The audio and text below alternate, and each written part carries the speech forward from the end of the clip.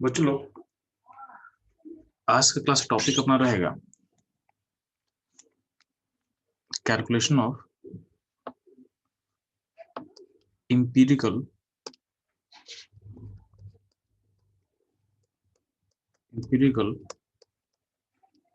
And molecular formula.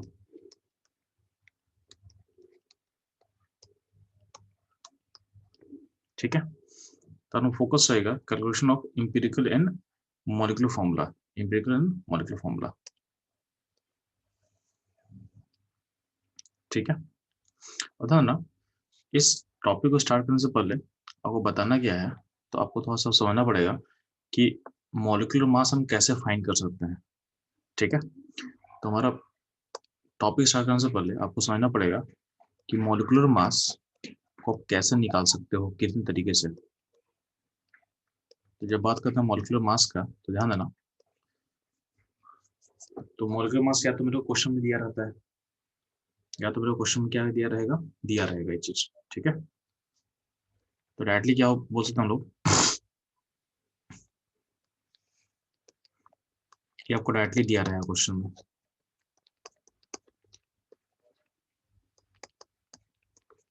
और क्या हो सकता है चलो, या तो आपको फॉर्मूला दिया रहेगा, आपको मॉलिक्यूलर फॉर्मूला दिया रहेगा। तो मॉलिक्यूलर फॉर्मूला अगर दिया रहेगा तो उसका यूज करके आप मॉलिक्यूलर मास निकाल सकते हो। जैसे मान लीजिए CO2 दिया है, CO2 अगर फॉर्मूला दे दिया तो सी इसका मास क्या होगा, तो सी का होता है 12 और O का होता है 16, तो 2 × 16 कितना हो जाएगा 44। तो इससे आप मास निकाल सकते हो। ठीक है, तो या तो आपको डायरेक्टली दिया रहेगा, ठीक है, या फिर आपको फॉर्मूला दे देगा, उसे आपको निकालना पड़ेगा। या फिर क्वेश्चन होता है कि आपको कुछ डेटा दिया रहेगा, ठीक है, तो आपको ऐसा बोल सकते हैं कि या तो आपको नहीं है तो कैसा, आपको any data is given, any data is given from which you can calculate molar mass।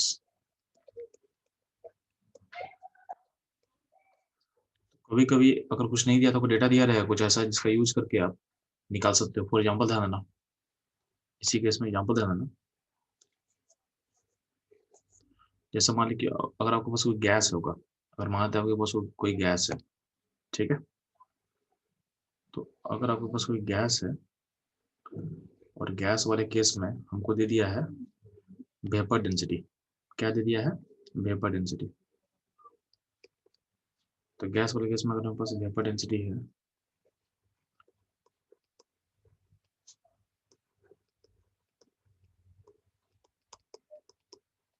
ठीक है, तो आप सिंपली क्या करोगे,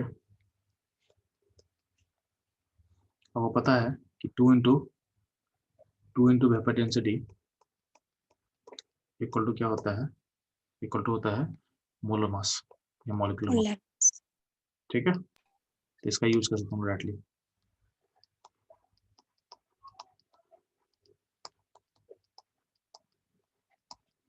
मॉलिक्यूलर मास इक्वल टू क्या होगा, 2 इंटू वेपर डेंसिटी।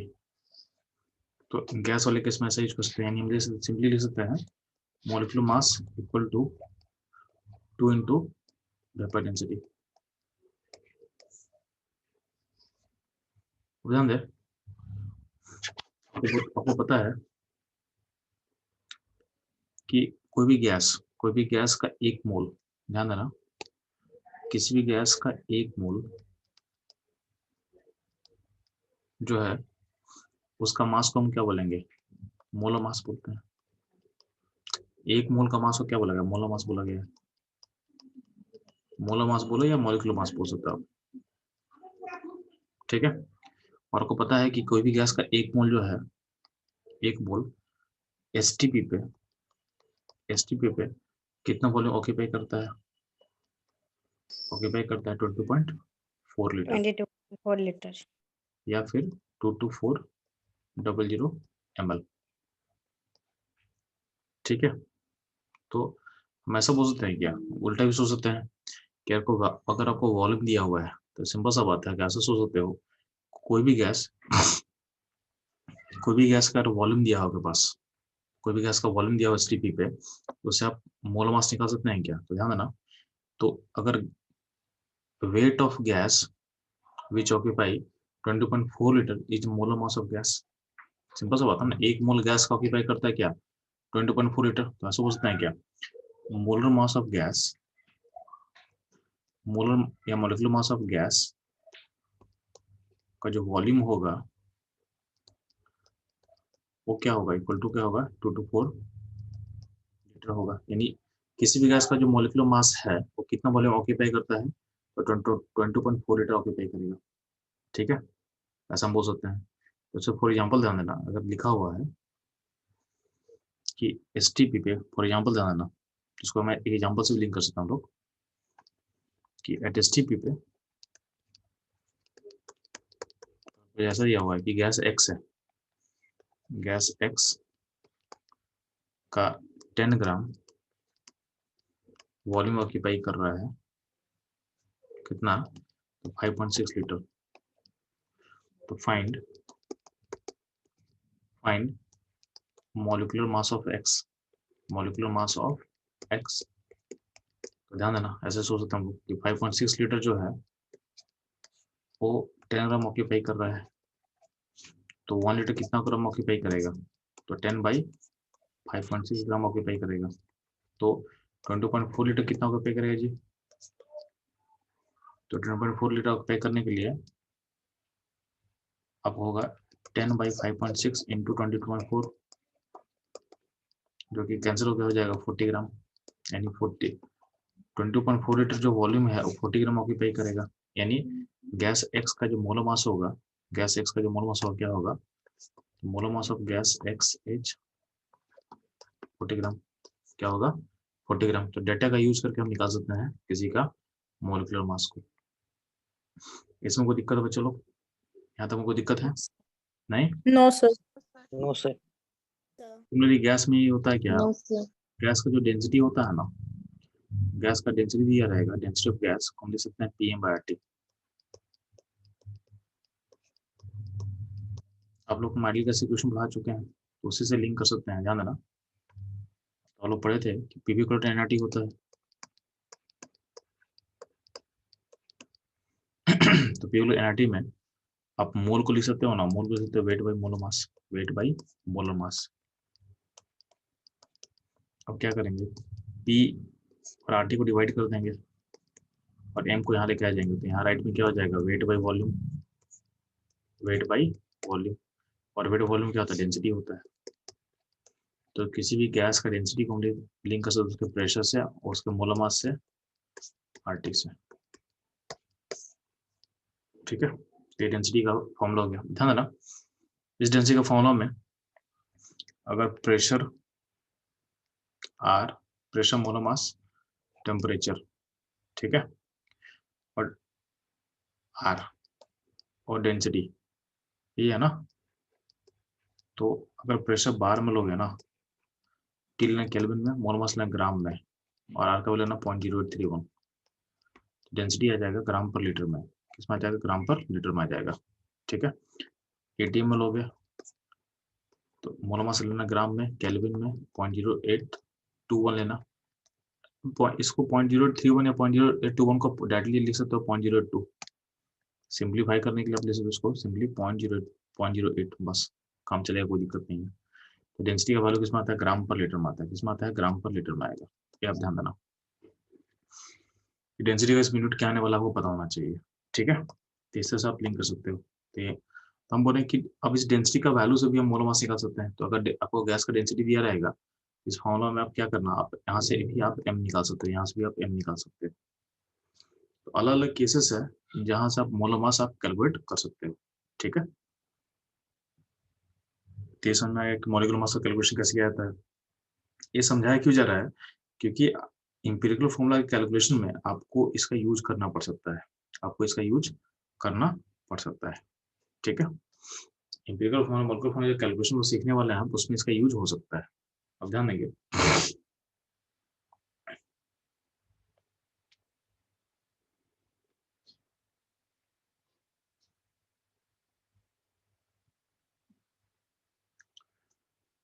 तो लोग टॉपिक स्टार्ट करते हैं, चलो हम लोग अपना। तो टॉपिक अपना क्या है?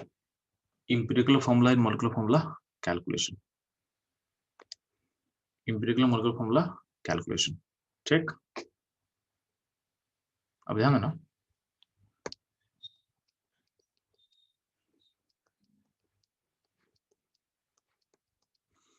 तो सबसे पहले समझना पड़ेगा कि एम्पिरिकल फॉर्मूला और मॉलिक्यूलर फॉर्मूला होता क्या है। तो ध्यान देना,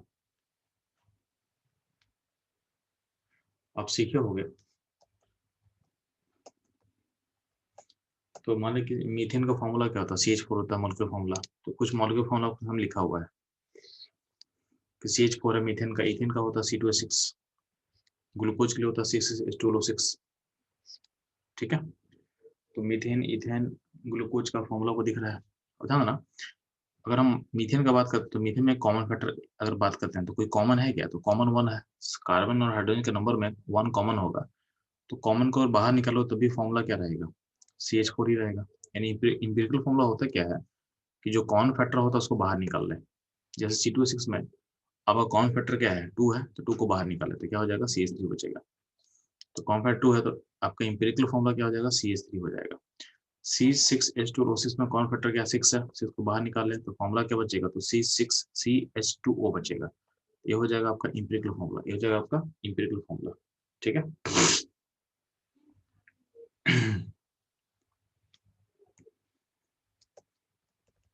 सिमिलरली हम बात कर रहे हैं कि कोई अगर ऐसा कोई मॉलिक्यूलर फॉर्मूला है उसमें कॉमन क्या? 2 है, तो 2 को बाहर निकाला तो बचा क्या? CH2 हो जाएगा। तो ये हो जाएगा इसका इंपिरिकल फॉर्मूला। तो हमको दिख रहा है कि जो मॉलिक्यूलर फॉर्मूला होता है और इंपिरिकल फॉर्मूला में रिलेशन होता है, क्या रिलेशन होता है आपके पास? तो मॉलिक्यूलर फॉर्मूला से आप कॉमन फैक्टर बाहर निकालते हो, ये हो जाएगा आपका इंपिरिकल फॉर्मूला, ये हो जाएगा आपका empirical formula. Molecular formula equal to क्या होगा? Some common factor into empirical formula, यानी MF इक्वल टू क्या होगा? Some common factor A equal to empirical formula, ठीक है। अब ध्यान देना, मॉलिक्यूलर फॉर्मूला का मास को बोलते हैं ना मॉलिक्यूलर मास। तो मॉलिक्यूलर फॉर्मूला के मास को बोला गया है मॉलिक्यूलर मास, और इंपिरिकल फॉर्मूला के मास को बोला जाएगा इंपिरिकल मास। इंपिरिकल फॉर्मूला के मास को बोला जाएगा इंपिरिकल मास। तो उसमें एक रिलेशन आ सकता है। तो मॉलिक्यूलर फॉर्मूला का मास हो गया मॉलिक्यूलर मास, और इंपिरिकल फॉर्मूला का मास हो गया इंपिरिकल मास। तो molecular mass equal to some common factor A into empirical mass. ये बहुत इंपॉर्टेंट रिलेशन है। Molecular mass equal to some common factor A into empirical mass, ठीक। ये बहुत इंपॉर्टेंट रिलेशन है, इसको याद रखना आपको। इसका मतलब कि अगर मेरे को ए निकालना है, अगर आपको ए निकालना है तो ए निकालने के लिए सिंपल क्या क्या क्या काम करेंगे? अगर आपको मॉलिक्यूलर मास दिया हुआ है तो मॉलिक्यूलर मास के वैल्यू को डिवाइड कर देंगे इंपिरिकल मास के वैल्यू से, तो आपका कॉमन फैक्टर ए निकल जाएगा। आपका कॉमन फैक्टर आपका ए निकल जाएगा, ठीक। ये ध्यान देना है।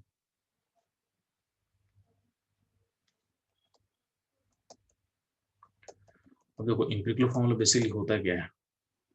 तो अगर बात करते हैं तो इंपिरिकल फॉर्मूला बेसिकली होता है simplest ratio of number of atom of different element in a molecular formula, ठीक है। इंपिरिकल फॉर्मूला होता क्या है? तो simplest ratio of number of atom of different element in a molecular formula. For example ध्यान देना, जैसे मान लीजिए C2H6 है, ये हो गया मोलिकुलर फॉर्मूला। इसमें कार्बन का नंबर कितना है जी? तो कार्बन का नंबर क्या है? 2 है, और H कितना? 3 है। तो मोल ऑफ कार्बन कितना है इस फॉर्मूला में? 2 है, और मोल ऑफ हाइड्रोजन क्या है? 6 है। तो अगर हम बात करते हैं नंबर, देखो ध्यान सुनना, इंपिरिकल फॉर्मूला में क्या बोला गया? Simplest ratio of number of atom होता है। तो number of atom basically chemistry में क्या बोलते हैं? मोल बोलते हैं। नंबर का मतलब केमिस्ट्री में क्या होता है? मोल होता है। तो यहाँ बोला हुआ है कि C2H6 में जो मोल है यानी नंबर ऑफ कार्बन है 2 है, और हाइड्रोजन का नंबर कितना है? 6 है। तो रेशियो क्या होगा? 1:3। तो इंपिरिकल फॉर्मूला क्या हो जाएगा? कार्बन का 1 और H का 3। इंपिरिकल फॉर्मूला बेसिकली क्या होता है? सिंपल वर्ड्स में बात करें तो किसी मॉलिक्यूलर फॉर्मूला में एटम का जो नंबर का जो रिलेशन है, इन एटम का जो नंबर्स का जो रेशियो है, सिंपलेस्ट रेशियो है, उसको हम बोल सकते हैं, क्या बोल सकते हैं? इंपिरिकल फॉर्मूला, इंपिरिकल फॉर्मूला, ठीक है। सिमिलरली ध्यान देना, अगर आपको बस दिया हुआ है C6H12O6, तो इसमें ध्यान देना नंबर ऑफ कार्बन 6 है, नंबर ऑफ हाइड्रोजन 12 है और नंबर ऑफ O6 है। तो सर रेशियो देखो, रेशियो क्या होगा, तो सिंपलेस्ट रेशियो हो जाएगा 1:2:1, यानी कार्बन 1 H2 और O 1, ये होगा आपका इंपिरिकल रिलेशन। ठीक, अब ध्यान देना, आपको सामने एग्जाम्पल हम ले रहे हैं, तो बोला कि एनी सैंपल ऑफ कंपाउंड, किसी भी सैंपल का जो कंपाउंड, कोई सैंपल होता है किसी भी कंपाउंड का, is made up of molecule of that compound. इसका मतलब समझ, आपका सैंपल मान लेते हैं, जैसे मान लेते हैं कि सैंपल किसका ले रहे हो, जैसे मान लेते हैं आपके साथ सैंपल लिया हुआ है ग्लूकोज के एच, मान लो कि सुक्रोज का सैंपल लिया गया है, तो हम क्या बोल रहे हैं कि सुक्रोज का सैंपल कोई भी होगा, या मान लो वाटर का सैंपल लिया है, तो वाटर का सैंपल जो होता है, तो वाटर का तो सैंपल 1 ग्राम कर लो या 50 ग्राम कर लो, वाटर का सैंपल का हम बात कर रहे हैं, तो 1 ग्राम का हो 50 ग्राम का हो, एक छोटा वॉल्यूम हो बड़ा वॉल्यूम हो, हर में डिफरेंट, हर में क्या होता है, कॉमन फैक्टर क्या होता है कि इसमें ये वाटर पार्टिकल से बना होता है, यानी H2 पार्टिकल का नंबर ही चेंज करेगा इसमें। सैंपल छोटा हो तो नंबर कम होगा, सैंपल बड़ा हो तो H2 का पार्टिकल नंबर क्या हो जाता होगा। यानी हम क्या बोलना क्या चाह रहे हैं कि सैंपल का कोई वेट हो, उसमें वाटर के मॉलिक्यूल के इन पार्टिकल से इसके जुड़ से ही बना होगा, यानी जितना जितना सैंपल ज्यादा होगा, जैसे मान लेते हैं 36 ग्राम ऑफ H2O, तो वो भी क्या होगा, अगर H2O का 36 ग्राम, तो क्या उसमें भी क्या वाटर का पार्टिकल से मिलकर बना होगा। यानी कंपाउंड का कोई सैंपल उठाओगे तो अल्टीमेटली उसके मॉलिक्यूल के नंबर के रिपीटेशन से बना होता है। ठीक है, यानी मॉलिक्यूल का नंबर उसमें चेंज होगा बस, यानी मॉलिक्यूल का नंबर चेंज होगा। अब ध्यान देना, एक कॉमन चीज आपको सोचना है ना, अब मान लेते हैं सैंपल 1 ग्राम को 50 ग्राम को है, 36 ग्राम को, ठीक है, क्या 72 ग्राम को, तो हर केस में क्या है, ये वाटर पार्टिकल से बना हुआ है। तो देख ध्यान देना, अगर मान लेते सैंपल सैंपल एक मॉलिक्यूल है, एक मॉलिक्यूल है, एक मॉलिक्यूल सैंपल में H2 पार्टिकल एक होगा, तो इसमें H और O का रेशियो क्या रहेगा, 2:1 रहेगा। अगर मान लेते हैं सैंपल 1 ग्राम का, तो 1 ग्राम में सैंपल में आपका वाटर का पार्टिकल का नंबर चेंज हो रहा है ना, नंबर चेंज होगा, तो जितना वाटर पार्टिकल का नंबर चेंज होगा, तो अल्टीमेटली जो नंबर ऑफ H और O रहेगा, अगर मान लेते हैं इसमें X पार्टिकल है, वाटर का X पार्टिकल है, तो क्या होगा, तो H का नंबर हो जाएगा 2x, क्योंकि हर वाटर पार्टिकल में 2 हाइड्रोजन होता है, तो X वाटर पार्टिकल में क्या हाइड्रोजन का 2s होगा, और O का कितना पार्टिकल होगा, तो X होगा, तो रेशियो भी क्या होगा, रेशियो भी 2:1 होगा। अगर इस सैंपल को हम देखें, तो इस सैंपल में क्या होगा, तो ये वाटर पार्टिकल का नंबर बढ़ेगा, तो मान लेते हैं इसमें Y पार्टिकल्स है वाटर का, तो इसमें H और O का रेशियो क्या रहेगा, तो अगर नंबर हम निकाल रहे हैं, तो Y अगर नंबर है, नंबर मतलब मोल, नंबर मतलब मोल, ठीक है, तो मोल निकाल लिए तो ध्यान देना, तो H का नंबर क्या होगा, तो 2Y होगा, या नंबर क्या 2Y होगा, और O का क्या Y होगा, तो रेशियो भी क्या 2:1 होगा। हम बोलना क्या चाह रहे हैं, सैंपल का अमाउंट, सैंपल को वैरी करने से आपका रेशियो में कोई चेंज नहीं हो रहा, रेशियो सेम ही है। ठीक है, तो सैंपल का आप अमाउंट चेंज करोगे, सैंपल को चेंज करोगे, उससे आपका इंपिरिकल रेशियो में कोई चेंज नहीं आएगा, यानी इंपिरिकल फॉर्मूला में कोई चेंज नहीं आएगा। ठीक है, फॉर्मूला फॉर्मूला होता है, तो छोटा सैंपल हो बड़ा सैंपल हो, कम हो बड़ा हो छोटा हो कुछ भी हो, आपका रेशियो सेम ही आएगा। ठीक है, तो सैंपल 1 ग्राम का हो, एक मॉलिक्यूल का हो, 10 ग्राम का हो, 50 ग्राम का हो, 36 ग्राम का हो, आपका इंपिरिकल रेशियो सेम ही आएगा। यानी मोल का जो, यानी नंबर का जो रेशियो है, नंबर ऑफ एटम का जो रेशियो हर केस में क्या आ रहा है, सेम आएगा, हर केस में क्या आएगा, सेम आएगा। ठीक है, तो नंबर का रिलेशन यानी मोल का रिलेशन, यानी हम क्या बोलना चाह रहे हैं, सैंपल कितना भी छोटा कितना भी बड़ा हो, हम सिंपली क्या करेंगे, उसमें एटम का नंबर निकाल लेंगे, उसका रेशियो निकाल लेंगे, सैंपल चाहे एक मॉलिक्यूल का हो चाहे 10-50 ग्राम का हो, उसमें रेशियो सेम ही आएगा, यानी आपको हर केस से आपको इंपेरिकल फॉर्मूला मिल जाएगा, हर केस से आपको इंपेरिकल फॉर्मूला सेम मिलेगा, कहीं भी डिफरेंस नहीं आएगा। ठीक है, आप सैंपल 1 ग्राम का लेके निकालोगे तब भी क्या होगा, तब भी आपका रेशियो सेम आएगा, 50 ग्राम का लेके चलोगे तब भी आपका रेशियो क्या आएगा, सेम ही आएगा। ठीक है, यानी एटम का नंबर का रेशियो हमेशा हर केस में सेम ही देगा, यानी इंपेरिकल फॉर्मूला किसी भी सैंपल से आप स्टार्ट करोगे, आपका आंसर सेम आने वाला है, आपका आंसर सेम आने वाला है। ठीक है, तो इसी को आपको ध्यान देना है। सर आप लोग बच्चा, सर सुक्रोज का एम्पिरिकल फॉर्मूला कैसे होगा? उसका उसका empirical formula already empirical formula में ही है, वो है सुक्रोज का पार्टिकल क्या होता है, C12 H22O11, इसमें कोई कॉमन तो है नहीं, तो ऑलरेडी इंपेरिकल फॉर्मूला है, मतलब इसका मॉलिक्यूलर फॉर्मूला और इंपेरिकल फॉर्मूला सेम ही रहेगा। ठीक है, ओके सर। ठीक है, मतलब कुछ कॉमन फैक्टर तो है नहीं मेरे पास, तो सिंपलेस्ट रेशियो ऑलरेडी अपने सिंपलेस्ट फॉर्म में है। जैसे मीथेन है, तो मीथेन में क्या बोले कि जो है, जो इसका इंपेरिकल फॉर्मूला है वही से क्या होगा, मॉलिक्यूलर फॉर्मूला मीथेन का। तो मीथेन में भी क्या होगा, इंपेरिकल फॉर्मूला और मॉलिक्यूलर फॉर्मूला क्या होगा, सेम रहेगा। क्या रहेगा, सेम रहेगा।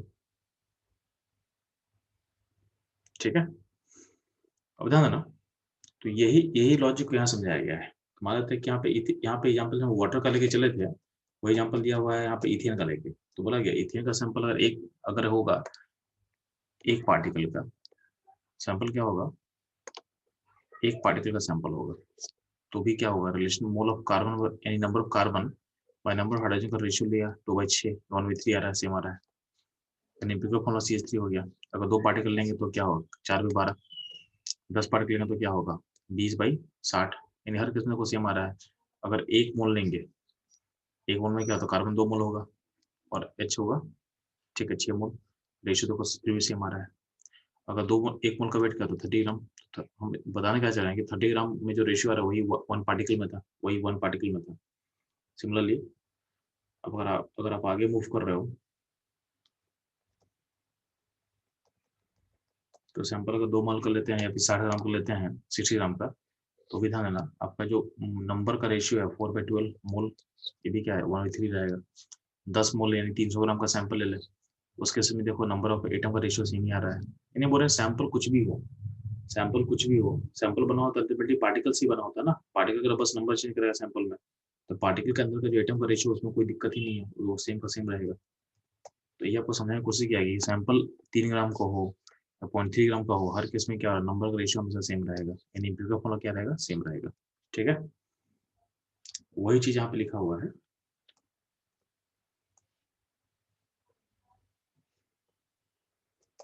ये लिखा क्या हुआ है, what ever weight of the sample is simplest molar ratio of their constituents element is always same। ठीक है, ये ध्यान देना। अब ध्यान देना, आपके मॉलिक्यूलर फॉर्मूला निकाल, इंपेरिकल फॉर्मूला मॉलिक्यूलर फॉर्मूला निकालने का स्टेप्स क्या क्या लिखा हुआ नीचे, तो बोला गया steps involve in finding empirical and molecular formula. तो बोला गया generally in the question weight composition is given. अब क्वेश्चन में क्या करता है, आपके कंपाउंड के एलिमेंट्स का वेट कंपोजिशन दिया रहता है जनरली। ठीक है, अगर वेट कंपोजिशन दिया रहेगा तो हमको वेट से तो मतलब है नहीं, हमको तो मोल से मतलब है, वो तो मोल से मतलब है। तो मेरा फोकस क्या रहेगा, उस वेट कंपोजिशन को मोल कंपोजिशन में चेंज करना, मोल मतलब नंबर में चेंज करना। तो एलिमेंट का हमको वेट कंपोजिशन दिया रहेगा, तो हम लोग का फोकस क्या होगा, किसी भी तरीके से उसको हमको मोल कंपोजिशन में चेंज कर देना है, हमको उसको मोल के कंपोजिशन में उसको चेंज कर देना है। ठीक है, तो हम लोग क्या करेंगे, उसको मोल कंपोजिशन में उसको चेंज कर देंगे। ठीक है, अब क्या करेंगे, अब मोल कंपोजिशन मिल गया, यानी मोल मिल गया मतलब नंबर मिल गया, तो उस नंबर का सिंपलेस्ट रेशियो ले लेंगे। उस नंबर का जब सिंपलेस्ट रेशियो ले लेंगे तो हमको मिल जाएगा इंपेरिकल फॉर्मूला। वेट कंपोजिशन को मोल कंपोजिशन में चेंज कर दिया, यानी नंबर में चेंज कर दिया, और नंबर में चेंज कर दिया तो क्या होगा, उस नंबर का रेशियो ले लेंगे, तो नंबर का जब रेशियो ले लेंगे तो मिल जाएगा, मेरे को क्या मिल जाएगा, हमको मिल जाएगा इंपेरिकल फॉर्मूला मिल जाएगा। ठीक, अब क्या करना है, अगर आपको इंपेरिकल फॉर्मूला मिल गया तो आपको फिर ए फाइंड करना है, ए मतलब कौन फैक्टर फाइंड करना है, आपको फाइंड करना है कौन फैक्टर, यानी आपको ए फाइंड करना है। ठीक है, तो ए क्या होता है, तो ए बेसिकली होता है, आपको ए पता चाहिए क्या होता है, तो ए बेसिकली होता है मॉलिक्यूलर मास बाय इंपेरिकल मास, ये होता है आपका ए। तो फाइंड कॉमन फैक्टर, यानी ए हो गया आपका मॉलिक्यूलर मास बाय इंपेरिकल मास। ठीक है, तो फाइंड कॉमन फैक्टर, ठीक है, तो मॉलिक्यूलर मास बाय इंपेरिकल मास। ठीक, तो ये ध्यान देना आप। ठीक, अगर आप ए पता कर लिया, अब ए पता कर लिए, यानी आपको कॉमन फैक्टर मिल चुका है, लास्ट स्टेप में हमको मॉलिक्यूलर फॉर्मूला कैसे निकालेंगे, तो मॉलिक्यूलर फॉर्मूला निकलेगा आपका, उस कॉमन फैक्टर को मल्टीप्लाई कर देना आप एम्पिरिकल फॉर्मूला से, यानी इसको मल्टीप्लाई कर देना आप एम्पिरिकल फॉर्मूला में, तो आपको मिल जाएगा, आपको मिल जाएगा क्या, आपको मॉलिक्यूलर फॉर्मूला मिल जाएगा। ठीक है, ये ध्यान देना। अगर इसको देखो अप्लाई कर सिखाते हैं आपको। जैसे मान लीजिए कि वो सैंपल दिया हुआ है, सैंपल मोल है कि कार्बन 5 मोल है और H 10 मोल है, तो आपको एटम का नंबर दे दिया है, तो नंबर का रेशियो निकाल ले। तो बोला कि find empirical formula and find molecular formula, आपको मॉलिक्यूलर मास दिया हुआ है 42। तो सैंपल में बोला कि कार्बन 5 मोल है, H का 10 मोल है, यानी दोनों का नंबर दे दिया आपको एम्पिरिकल फॉर्मूला मॉलिक्यूलर फॉर्मूला निकालना है। गिवन दिया हुआ क्वेश्चन में कि मॉलिक्यूलर मास दिया हुआ है 42 ग्राम दिया हुआ क्वेश्चन में आपको। ठीक है, तो इसको हम लोग सॉल्व करते हैं ना। तो बेसिकली एम्पिरिकल फॉर्मूला क्या होगा, तो नंबर का रेशियो निकालेंगे, तो कार्बन बाय हाइड्रोजन का रेशियो क्या होगा 1:2 होगा, यानी आपका एम्पिरिकल फॉर्मूला हो गया CH2। तो एम्पिरिकल मास कितना हो जाएगा जी, तो CH2 का हो जाएगा 14 ग्राम। आपको निकालना है मॉलिक्यूलर फॉर्मूला के लिए कॉन फैक्टर हमको चाहिए कॉन फैक्टर। तो कॉन फैक्टर कैसे निकालते हैं, तो मॉलिक्यूलर मास को डिवाइड करेंगे एम्पिरिकल मास से, तो डिवाइड जब करेंगे तो 42 डिवाइड करेंगे 14 से, तो आपका आंसर आ जाएगा ए, आपका आंसर आ जाएगा ए। ठीक, तो आपका जो मॉलिक्यूलर फॉर्मूला है इक्वल टू क्या होगा, तो आपका चूंकि कॉन फैक्टर ए आ चुका है, तो ए आ गया तो क्या करेंगे 3 इंटू एम्पिरिकल फॉर्मूला, तो एम्पिरिकल फॉर्मूला CH2 था, तो आपका मॉलिक्यूलर फॉर्मूला आ जाएगा C3H6 आ जाएगा, क्या आ जाएगा C3H6 आ जाएगा। ठीक, ये ध्यान रखना।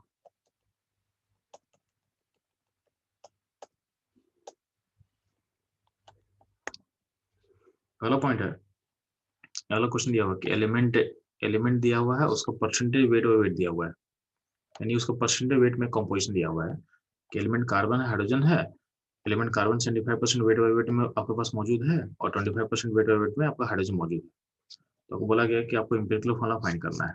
तो अगर क्वेश्चन जनरली क्वेश्चन में ऐसा ही दिया रहता है, ठीक है, तो आपको परसेंटेज वेट कंपोजिशन दिया रहेगा और एलिमेंट बताया रहेगा। तो देखो अप्रोच कैसे करना, आपको आप एज्यूम करोगे ना कि सैंपल आपका सैंपल 100 ग्राम का है, आप एज्यूम क्या करोगे, आपका सैंपल 100 ग्राम का है, हमेशा एज्यूम करना पड़ेगा आपका सैंपल 100 ग्राम का होगा। अगर सैंपल 100 ग्राम का मानोगे तो जो भी जो परसेंटेज होगा उसको ग्राम में चेंज कर सकते हो आप। इसका मतलब सैंपल 100 ग्राम का होगा तो जो कार्बन होगा वो 75 ग्राम होगा और जो हाइड्रोजन होगा कितना ग्राम होगा, 25 ग्राम होगा। ठीक है, तो जो भी आपका सैंपल है इन जो परसेंटेज को आप वेट में डायरेक्टली चेंज कर सकते हो, तो उसको आप ऐसे कर सकते हो।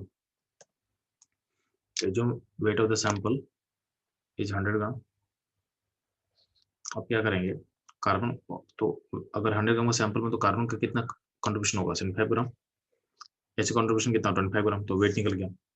अब क्या करोगे, वेट को नंबर में चेंज करो, मतलब मोल में चेंज करो। केमिस्ट्री में नंबर का मतलब होता है मोल, तो अगर आपको वेट मिल चुका है तो आप उसको मोल में चेंज करो। मोल में कैसे चेंज करोगे, तो बाई बाई मोलर मास, तो कार्बन का क्या होगा 75/12, ठीक है, और एच का नंबर क्या होगा 25/1, तो आपको मोल मिल गया। अब क्या करना, मोल का रेशियो ले लो, मोल का रेशियो लो, तो मोल का जब रेशियो होगा तो 75/12 बाई 25/1, तो ये आंसर क्या हो जाएगा, तो 1/4 हो जाएगा। यानी कार्बन का नंबर 1 होगा तो एच का नंबर 4 होगा, तो आपका एम्पिरिकल फॉर्मूला हो जाएगा C1H4। ये जाएगा आपका एम्पिरिकल रिलेशन आ जाएगा, ये जाएगा आपका एम्पिरिकल रिलेशन आ जाएगा। ठीक है,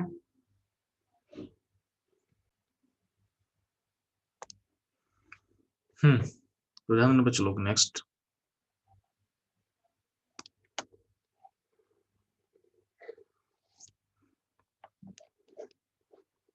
तो अगर मान लेते कोई सैंपल है, सैंपल में क्या है, कार्बन अगर 6 ग्राम मानते हैं, एच का और 1 ग्राम करते हैं, ठीक है, और आपका ओ का 8 ग्राम मानते हैं, सैंपल में दिया हुआ है। तो बोला बोला और इसका मोलर मास दिया है 60 ग्राम दिया। तो आपको बोला गया है कि आपको इसका एम्पिरिकल एंड मॉलिक्यूलर फॉर्मूला को निकालना है, आपको एम्पिरिकल एंड मॉलिक्यूलर फॉर्मूला को निकालना है। क्या करेंगे ध्यान देना,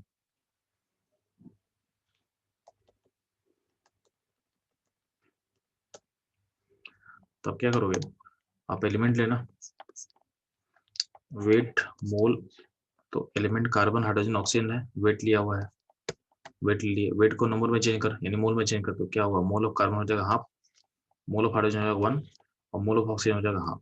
अब क्या करोगे, इनका रेशियो ले लोगे, सिंपलेस्ट रेशियो ले लोगे, रेशियो हो जाएगा 1:2। रेशियो में क्या करना होता है, ध्यान देना, रेशियो में क्या है कि यहाँ पे अगर रेशियो ले रहे हैं, यहाँ पे नंबर का रेशियो रहता है, देखो यहाँ पे हाफ है, यहाँ पे 1 है, यहाँ पे हाफ है, जो सबसे छोटा होता है उसे डिवाइड कर दो, जो सबसे छोटा होता है उसे डिवाइड कर दो सारे को, तो यहाँ पे छोटा क्या, हाफ है छोटा, तो हाफ से जब डिवाइड करते ये 1 हो जाएगा, ए हो जाएगा, 2 हो जाएगा, ए हो जाएगा, 1 हो जाएगा। तो जब भी हमको रेशियो लेना होता है और ज्यादा नंबर्स रहेगा, तो जब से जो सबसे स्मॉलेस्ट होगा ना, उसे सारे को डिवाइड कर देना, तो अपने आप तुमको एक रिलेशन मिल जाएगा। ठीक है, यानी सिंपलेस्ट रेशियो हो गया, जिसमें कार्बन 1 है, हाइड्रोजन 2 है और ऑक्सीजन क्या है, 1 है। ठीक है, ये हो गया आपका एम्पिरिकल फॉर्मूला। अब एम्पिरिकल मास कितना हो जाएगा जी, तो 30, और आपको पता है कि मॉलिक्यूलर मास कितना दिया हुआ है, 60, तो आपका जो कॉन फैक्टर ए है निकल के आ जाएगा 60/30, इक्वल टू क्या होगा, इक्वल टू होगा 2, क्या होगा, इक्वल टू होगा 2। तो आपका जो मॉलिक्यूलर फॉर्मूला होगा वो 2 इंटू एम्पिरिकल फॉर्मूला, यानी इसको ऐसा सोच सकते हैं, यानी C2H4O2 हो सकता है। ठीक है, C2H4O2 हो सकता है। ठीक है, सर बोलो बच्चों। अगर सर यहाँ पर n अगर हाफ आता, 1 आता और 1/3 आता, तो उसको सर सिंपलेस्ट में सर कैसे होता? चलो ठीक है, चलो इसका जो ये अच्छा क्वेश्चन है, ध्यान देना। जैसे मान लो कि ABC 3 अलग अलग एलिमेंट है, उसका जो मोल अगर आता, वन वन आता, हाफ आता और 1/3 आता, तो इसमें कैसे निकालेंगे। ठीक है, तो वो देखो, एक क्वेश्चन मैथमेटिक्स का है यार, इसमें केमिस्ट्री कुछ नहीं है। तो यहाँ पे दो दो आपका नीचे बॉटम में है, आपको नीचे आपको फ्रैक्शन हटाना है, आपको इंटीजर बनाना है, आपको ध्यान देना इंटीजर आना है, तो क्या करना अगर दोनों में कोई कॉमन नहीं होगा तो इन दोनों का जो बॉटम में जो है उसका एलसीएम ले लेना, उसका एलसीएम लेना, एलसीएम 2 3 का एलसीएम कितना होगा, 6 होगा। अब 6 से मल्टीप्लाई कर दो, 6 होगा, 3 होगा, 2 हो जाएगा। ठीक है, ठीक है, हाँ सर। ठीक है, एक चीज और ध्यान देना, अगर अगर मान लेते हैं कि मोल अगर मान लेते ऐसा गया, 0.04 हो गया, 0.035 हो गया, 0.025 हो गया, ऐसा कुछ दिया हुआ है, तो क्या करना, जो स्मॉलेस्ट नंबर उसको उससे डिवाइड करना पहले सबको, जो स्मॉलेस्ट नंबर है उससे डिवाइड करना सबको पहले। ठीक है, ये होगा 1 हो जाएगा, इसे डिवाइड करके क्या हो जाएगा, ये हो जाएगा 7/5 हो जाएगा, ये हो जाएगा 8/5 हो जाएगा। अब क्या करेंगे, अब देखो नीचे 5, यहाँ पे 5 को हटाना, तो 5 से मल्टीप्लाई कर दो सबको, ये ऊपर क्या हो जाएगा 40, ये हो जाएगा 35, और ये हो जाएगा, सॉरी 5 से मल्टीप्लाई कर रहा है ना, हाँ, तो 5 से अगर मल्टीप्लाई करोगे तो एक सेकंड, ठीक है, तो 5 से मल्टीप्लाई कर रहे हैं, तो यहाँ पे 8/5 है, इसको, हाँ ठीक है, तो 5 में से मल्टीप्लाई करना होगा, तो 5 सॉरी 8 हो जाएगा, ये 8 हो जाएगा, ये 7 हो जाएगा और ये 5 हो जाएगा। ठीक है, तो आपका रिलेशन ऐसे निकलेगा। तो डेसिमल में रहेगा तो सबसे छोटा डेसिमल डिवाइड करना सारे को, उसको फिर ट्राई करना कि जो जहाँ पे फ्रैक्शन दिख रहा है आपको ना, उसको कैसे एलिमेंट करना है। या 5 है तो तुमको एलसीएम भी क्या होगा, 5 होगा, उस 5 से लेके हम मल्टीप्लाई कर देंगे, उस 5 से लेके हम मल्टीप्लाई कर देंगे। सर 0.25 को इन सब में डिवाइड करेंगे। हाँ, मतलब जो सबसे छोटा होगा उसे डिवाइड कर देना सारे को। स्मॉलेस्ट कौन सा दिख रहा है आपको, 0.04, 0.035, 0.025 में, तो उसे डिवाइड कर देंगे। डिवाइड कर देखो, यहाँ पे आपको फ्रैक्शन आ रहा है, आपको दिख रहा होगा यहाँ पे फ्रैक्शन आ गया, तो फ्रैक्शन सब नीचे से हटाना है, तो नीचे में 5 है, 5 कैल्शियम क्या होगा, 5 ही रहेगा, तो 5 से मल्टीप्लाई कर देंगे पूरे पूरे सारे को, 875, यानी इसका इम्पिरिकल फॉर्मूला हो जाएगा, ये हो जाएगा 8, बी हो जाएगा 7 और सी हो जाएगा 5। ठीक, इसमें कोई दिक्कत आप लोग, चलो ठीक है, चलो नो सर।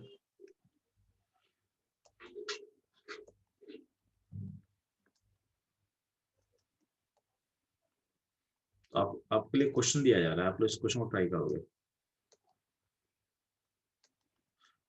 ठीक है, क्वेश्चन क्या है, तो एक एसिड है, क्वेश्चन में बोला गया कि एक एसिड है, जिसका हाइड्रोजन नाइट्रोजन है उसमें और O है, इसमें H का परसेंटेज वेट दिया हुआ, H का दिया हुआ 1.59% है, H का नाइट्रोजन 22.22% है, और ऑक्सीजन का परसेंट नहीं दिया हुआ आपको, या वो ये नहीं दिया हुआ है, ठीक है।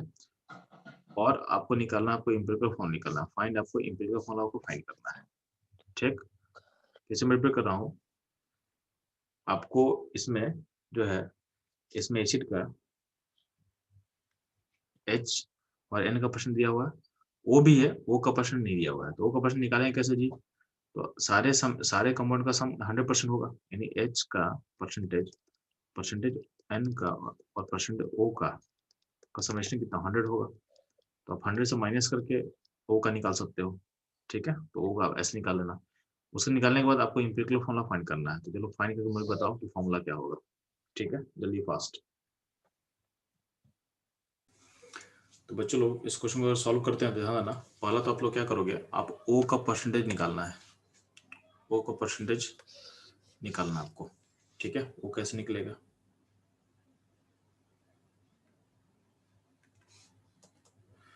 ठीक है।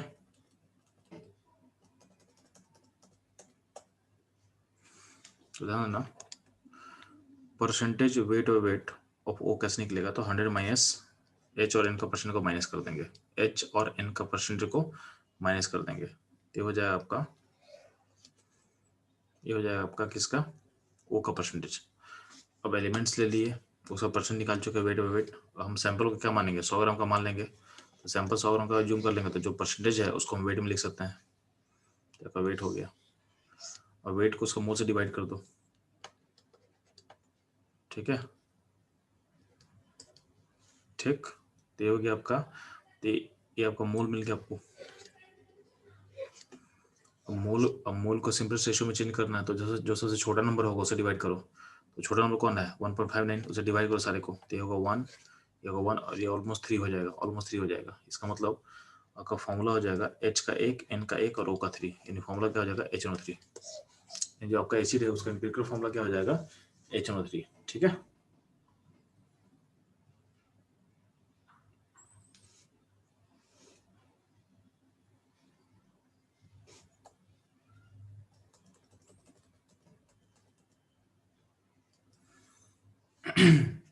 एक क्वेश्चन दिया ध्यान देना, जिस क्वेश्चन को आप लोग सॉल्व करना है, क्वेश्चन को मैं थोड़ा रीड करके आपको समझा दे रहा हूँ। एक सिलेंडर है जिसके अंदर 0.32 ग्राम ऑफ ऑक्सीजन, तो एक सिलेंडर जो कंटेन करता है 0.32 ग्राम ऑफ ऑक्सीजन को 0.32 ग्राम ऑफ ऑक्सीजन को कंटेन करता है। बोला गया the same volume of unknown gas, यानी एक अननोन गैस X है, उसका वॉल्यूम सेम है, यानी जितना वॉल्यूम ऑक्सीजन का है उतना ही वॉल्यूम क्या है उस अननोन गैस का है, तो दोनों का वॉल्यूम क्या है सेम है, यानी वॉल्यूम ऑफ X और वॉल्यूम ऑफ जो O2 आपके पास है सैंपल का, दोनों का वॉल्यूम सेम दिया गया है एट सेम कंडीशन पे, यानी कंडीशन सिमिलर है, तो under similar conditions of temperature and pressure, ठीक है। और जो X है, इस X का जो वेट है, उसका वेट बोला गया 0.26 ग्राम है, यानी X का वेट क्या 0.26 ग्राम है, ठीक है। और बोला गया gas X is known to contain only CnH, यानी गैस X जो है उसके अंदर सिर्फ कार्बन और हाइड्रोजन होगा, क्या होगा, कार्बन और हाइड्रोजन होगा in the ratio of 1:1, in the ratio of 1:1, तो आपको X को पहचानना है, ठीक है। आपका जो X गैस उसमें सिर्फ C और H है, उसका रेशियो भी 1:1 दिया हुआ है, ठीक है। तो आपको आइडेंटिफाई गैस X, आइडेंटिफाई करना गैस X मतलब आपको फाइंड करना मॉलिक्यूलर फॉर्मूला, क्योंकि एम्पिरिकल फॉर्मूला तो आपको दिया हुआ है ना, आपको एम्पिरिकल फॉर्मूला दिया हुआ C का 1 और H का 1, ये हो गया आपका एम्पिरिकल फॉर्मूला, आपको फाइंड करना है मॉलिक्यूलर फॉर्मूला, ठीक है। इसको जल्दी से वो लोग सॉल्व करेंगे।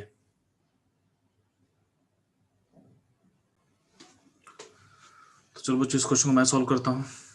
तो ध्यान ना, यहाँ पे कॉमन बात क्या है कि अगर मान लेते हैं कि जो ऑक्सीजन का वॉल्यूम और जो गैस X का वॉल्यूम अगर दोनों का सेम है, सिमिलर कंडीशन पे, इसका मतलब हम बोल सकते हैं कि दोनों का मोल सेम होना चाहिए, तो मोल ऑफ X और मोल ऑफ O2 सेम होना चाहिए, ठीक है।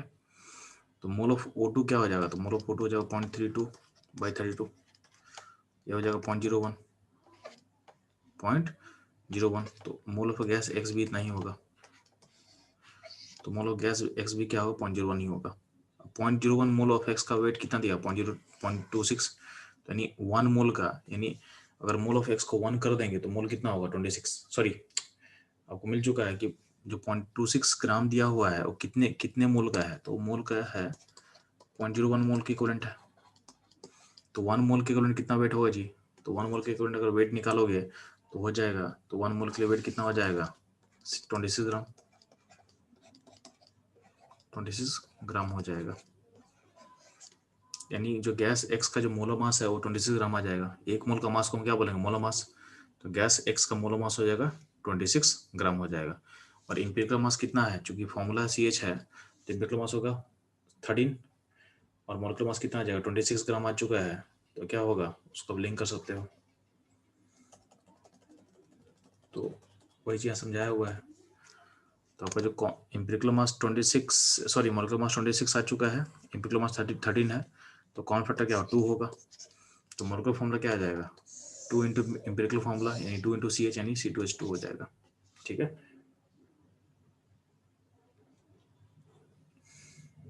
ठीक है।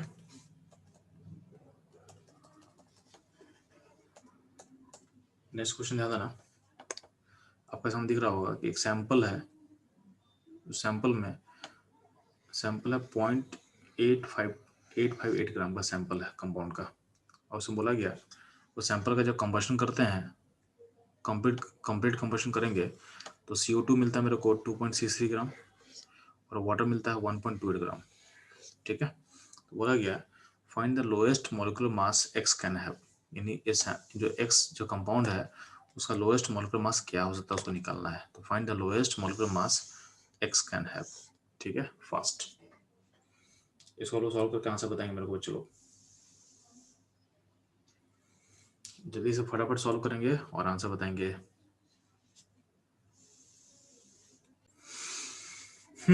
तो बच्चों इस क्वेश्चन को सॉल्व कैसे करेंगे ध्यान ना, यहाँ पे आप क्या करना, आप जूम करोगे चूंकि लोएस्ट मॉलिक्यूलर मास है, ये सैंपल में सिर्फ C और H होगा।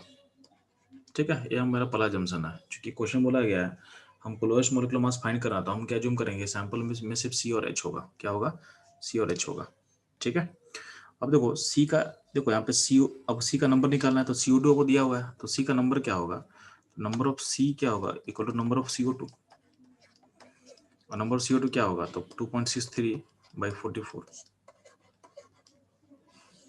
सिमिलरली नंबर ऑफ H क्या होगा, तो number of H equal to twice number of water, water का मोल का डबल होगा H, और वाटर का मोल कैसे निकालेंगे, तो वाटर का मोल निकालेंगे 1.28 डिवाइडेड बाई 18, तो दोनों मेरे को मिल गया, यानी कार्बन और हाइड्रोजन का नंबर मेरे को मिल गया।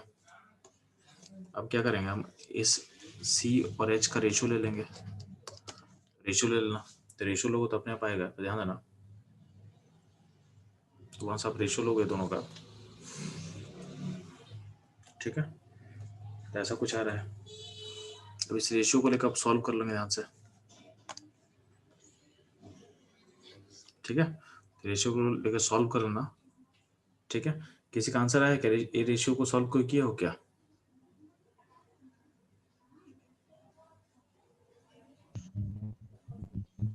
सर 0.68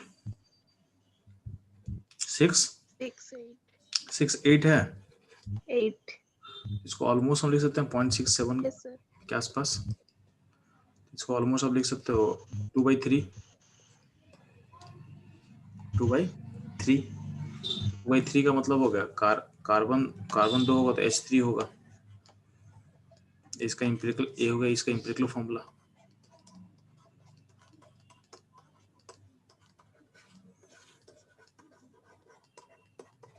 ठीक है, मोलकुलर फॉर्मूला क्या हुआ था, तो ध्यान देना, आप लोग अगर आपको पढ़ा होगा तो आप पढ़े होगा अल्काइन फैमिली, तो अल्काइन फैमिली में ध्यान देना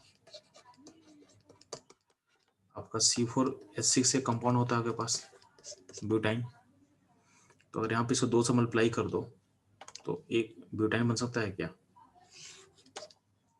तो इसका लोएस्ट मोलिकुलर मास में वो दिख रहा है जिसमें कोई कंपाउंड बना पाओगे, जैसे C2H3 कोई कंपाउंड होता नहीं है। ठीक है, तो ये कंपाउंड कोई होता नहीं, तो अगर कोई कंपाउंड को लॉजिकली सोचना है तो हमको दिख रहा है कि अगर एक ब्यूटाइन बन सकता है अगर 2 से मल्टीप्लाई कर देंगे तो, यानी इसका लोएस्ट जो होगा फॉर्मूला, मॉलिक्यूलर फॉर्मूला हो सकता है वो C4H6 हो सकता है, जो कि एग्जिस्ट करता है कम से कम। ठीक है, इसका मास निकाल ले, तो मास क्या हो जाएगा इसका जी, तो क्या हो जाएगा ये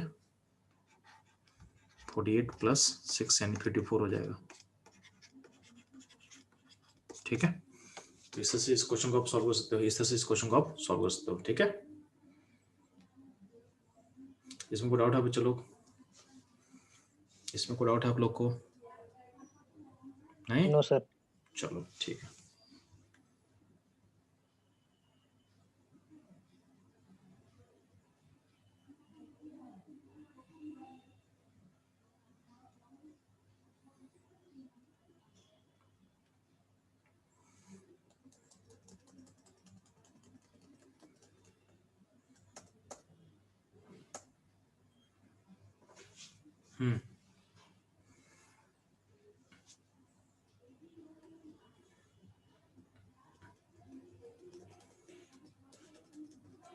आपके सामने क्वेश्चन दिया बच्चे लोग,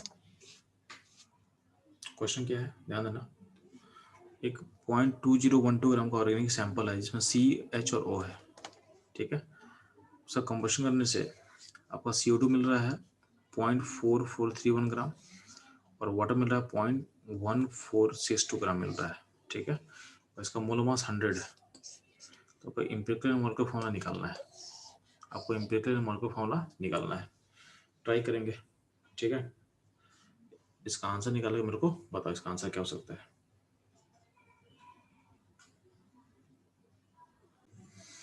तो चलो इस क्वेश्चन को सॉल्व कैसे करेंगे, तो ध्यान देना। यहाँ पे आपका ऑक्सीजन है, लेकिन ऑक्सीजन का देखो यहाँ पे CO2 से कार्बन निकल जाएगा और H2 से H निकल जाएगा। ठीक है, तो कार्बन और H का फिर अगर यहाँ से आप मोल ऑफ कार्बन निकालोगे, कैसे निकालोगे, तो mole of carbon to mole of CO2 ये मिल जाएगा आपको।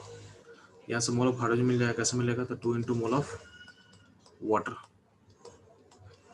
अब यहाँ पे आप चूंकि आपको कार्बन का मोल मिल चुका है, तो कार्बन का मोल से आप वेट ऑफ कार्बन निकाल सकते हो, तो मोल ऑफ कार्बन टू 12। और वेट ऑफ हाइड्रोजन निकाल सकते हो, मोल ऑफ हाइड्रोजन × 1। और इसका वेट मिल जाएगा, तो इसका वेट को सैंपल के वेट से माइनस कर देना, तो आपको वेट ऑफ ऑक्सीजन मिल जाएगा। तो वेट ऑफ ऑक्सीजन कैसे होगा, तो सैंपल का वेट इतना है, इसे माइनस कर देंगे क्या, तो कार्बन और हाइड्रोजन का मास को माइनस कर दोगे तो आपको ऑक्सीजन का मास मिल जाएगा। ठीक है, तो इस तरह से आप O निकाल सकते हो, इस तरह से आप O निकाल सकते हो। ठीक, तो ध्यान देंगे।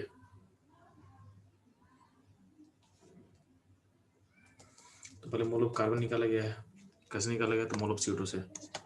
फिर वेट ऑफ कार्बन निकाल लिए हैं, मोल ऑफ हाइड्रोजन निकाला गया है, उससे फिर हम लोग वेट ऑफ हाइड्रोजन निकाला गया है।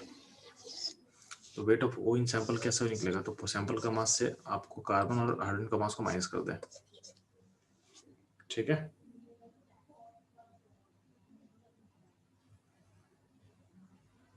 अब ध्यान देंगे। आपको एलिमेंट के सारे का वेट मिल चुका है, तो एलिमेंट्स को अरेंज कर ले, उसका वेट दिया हुआ है, उस वेट को डिवाइड कर उसको मोल मास है तो मोल मिल जाएगा। ठीक है, इस मोल में क्या करोगे, अब जो सबसे छोटा है उसे डिवाइड करो सारे को, तो सबसे छोटा ये है 0.004 है, तो इसका रेशियो आ जाएगा 1 4:05 और 2.5 है। ठीक है, अब इसको आप लिख सकते हो 5/2 लिख सकते हो, इसको ऑलमोस्ट 4 लिख सकते हो, इसको ऑलमोस्ट 1 लिख सकते हो। अब इस 2 से मल्टीप्लाई कर दे पूरे इक्वेशन में, तो क्या हो जाएगा 5 8 2 हो जाएगा, इन्हें पे इंपेरिकल फॉर्मूला आ जाएगा C5H8O2 आ जाएगा। ठीक है, इसका इंपेरिकल मास कितना है, तो इसका इंपेरिकल मास भी आ जाएगा 100 और मॉलिक्यूलर मास भी कितना दिया हुआ है, तो मॉलिक्यूलर मास भी 100 दिया हुआ है। तो आपका कॉमन फैक्टर क्या आ जाएगा, तो आपका कॉमन फैक्टर आ जाएगा 1, यानी जिसमें जो इंपेरिकल फॉर्मूला है वही आपका क्या होगा, वही आपका मॉलिक्यूलर फॉर्मूला होगा, वही आपका मॉलिक्यूलर फॉर्मूला होगा। ठीक है, इसमें क्वेश्चन को दिक्कत है तो पूछ सकते मेरे से।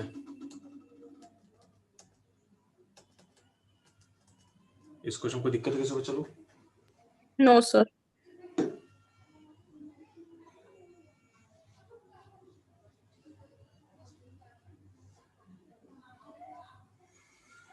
कोई प्रॉब्लम है तुम्हें? नहीं,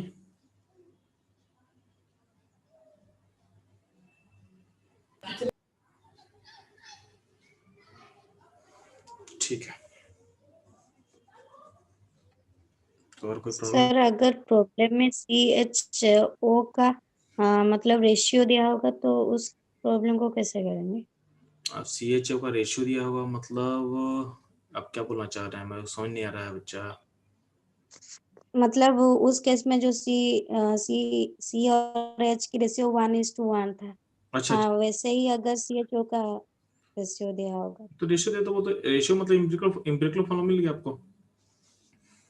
अगर रेशियो दे दिया तो मतलब मेरा काम ही खत्म कर देगा ना। अगर बोलेंगे CHO का रेशियो अगर कुछ 1:2:3 दिया हुआ है तो रेशियो ही तो इम्पिरिकल फॉर्मूला होता, तो CH2O3 हो जाएगा इम्पिरिकल फॉर्मूला।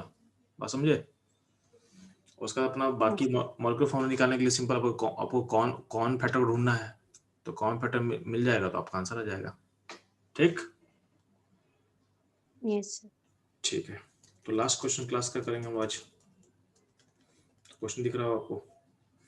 क्वेश्चन क्या है बच्चा कि स्मॉल सैंपल आपके पास है, जैसे वेल्डिंग होता है ना, वेल्डिंग फ्यूल का स्मॉल सैंपल है, तो small sample of welding fuel gas. ठीक है, उस सैंपल में सैंपल बना हुआ कार्बन एंड हाइड्रोजन से, CnH से बना हुआ है। उस सैंपल का मतलब स्मॉल सैंपल को जब कंबशन करेंगे तो उसमें से CO2 इतना मिल रहा है और H2 इतना ग्राम मिल रहा है। ठीक है, तो ये हो गया पहला पार्ट क्वेश्चन का। सेकंड पार्ट में क्या बोला गया, उसी फ्यूल का सैंपल, एक सैंपल लिया गया है 10 लीटर का। तो ये पहला कंडीशन समझ में आएगा आपको कि इसको स्मॉल सैंपल लेंगे, उसको जलाएंगे तो CO2 इतना ग्राम मिलेगा और H2 इतना ग्राम मिलेगा। ठीक है, सेकंड पार्ट क्वेश्चन क्या क्या है कि उसी फ्यूल का सैंपल लेंगे 10 लीटर का, 10 लीटर का सैंपल लेंगे और STP पे उसका वेट आ रहा है 11.6 ग्राम। STP पे वेट आ रहा है 11.6 ग्राम। ठीक है, तो वेल्डिंग फ्यूल गैस का आप 10 लीटर का सैंपल लोगे, उसका ही वेट कितना आएगा, 11.6 ग्राम होगा STP पे। ठीक है, तो बोला गया फाइंड इम्पिरिकल फॉर्मूला। तो आपको निकालना क्या क्वेश्चन में, आपको इम्पिरिकल फॉर्मूला निकालना है।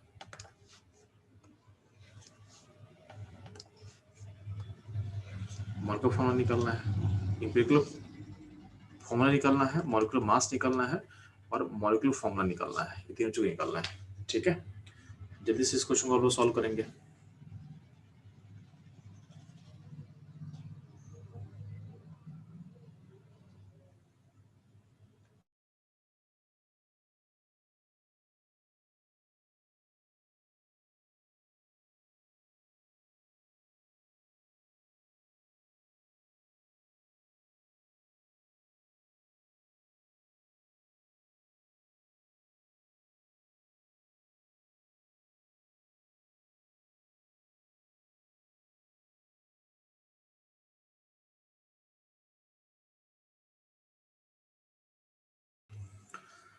तो बच्चे लोग आपका आंसर करेक्ट आ चुका है। चलो मैं भी एक और सॉल्व कर देता हूँ।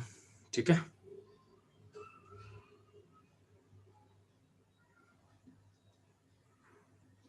तो ध्यान देना, क्योंकि वो CO2 और H2 का वेट दिया हुआ है, उससे हम क्या निकालेंगे, तो मोल ऑफ कार्बन मिल जाएगा हमको। मोल ऑफ कार्बन कितना आपके पास आ गया है जी, तो mole of CO2 equal to mole of carbon. ठीक है, मोल ऑफ हाइड्रोजन क्या होगा, तो मोल ऑफ वाटर का डबल हो जाएगा। ठीक है, तो दोनों का मोल मिल गया, दोनों का रेशियो ले ले, रेशियो हो जाएगा 1:1, यानी आपका इम्पिरिकल फॉर्मूला हो जाएगा CH, यानी इम्पिरिकल मास क्या होगा, 13 हो जाएगा। ठीक है, तो ये हो गया पहला पार्ट, इम्पिरिकल फॉर्मूला मिल गया मेरे को। अगला पॉइंट है कि हमको मॉलिक्यूलर मास निकालना है। तो मॉलिक्यूलर मास के लिए आपके क्वेश्चन में डेटा दिया हुआ है कि आपका STP पे 10 लीटर ऑफ जो सैंपल है उसका वेट इतना दिया हुआ है। तो आपको पता है कि STP पे 1 mole of any gas occupy करेगा 20.4 लीटर, ऑक्यूपाई करता है 20.4 लीटर। STP पे 1 mole of any gas occupy करेगा 20.4 लीटर ऑक्यूपाई करता है। ठीक है, यानी 20.4 litre equal to 1 mole gas होगा, यानी उसका जो वेट होगा उसको बोल सकते हो मोलर मास ऑफ गैस बोल सकते हो। ठीक है, तो 10 लीटर जो है ध्यान देना, 10 लीटर ऑफ गैस अगर इतना वेट है तो 1 लीटर में क्या होगा, तो 1 लीटर में होगा 11.6 ग्राम। ठीक है, बाई 10 तो 22.4 लीटर में कितना ग्राम होगा? तो इतना ग्राम होगा, यानी 26 ग्राम होगा, यानी होगा 26 ग्राम होगा। ये होगा आपका मॉलिक्यूलर मास हो जाएगा गैस का। तो आपका जो कॉमन फैक्टर होता है, यानी ये कैसे निकालेंगे? तो मॉलिक्यूलर मास बाय एम्पिरिकल मास, तो इसका वैल्यू 2 आ जाएगा, यानी इसका आपका जो मॉलिक्यूलर फॉर्मूला है वो हो जाएगा CH × 2, यानी अब क्या हो जाएगा? C2H2 हो जाएगा। क्या हो जाएगा? C2H2 हो जाएगा। ठीक है, तो यहाँ तक कोई प्रॉब्लम रहा बच्चों आज के क्लास में कि सब ठीक है? ठीक है, Yes, sir. तो इसके साथ हमको एम्पिरिकल फॉर्मूला खत्म कर चुके हैं। नेक्स्ट क्लास में हम लोग लेंगे आपका कॉन्सेंट्रेशन टर्म, मोलरिटी, ये सबको हम लोग सॉल्व करेंगे। ठीक है, मोलरिटी, ppm, ppb, ये सब क्या होता है, सब सीखने वाले हम लोग क्लास में। ठीक है, तो उसके साथ आपको मोल कॉन्सेप्ट क्या हो जाएगा, चैप्टर फिनिश हो जाएगा। ठीक है, मोल कॉन्सेप्ट के बाद हम लोग स्टार्ट करेंगे स्ट्रक्चर ऑफ एटम स्टार्ट करेंगे हम लोग। ठीक है, चलो तो सेशन आज का यहीं पे एंड करते हैं। किसी को कुछ प्रॉब्लम है तो पूछ सकते हैं फर्दर आप लोग, कोई प्रॉब्लम है तो पूछ सकते हैं बच्चे लोग। नहीं, आप लोग को बुकलिस्ट में सेंड कर चुका जो सॉल्व करना है, तो आप लोग क्या करोगे, उस बुकलिस्ट को सॉल्व करना स्टार्ट करना। जो डाउट्स होगा उससे मुझे आप पूछ सकते हो। ठीक है, चलो।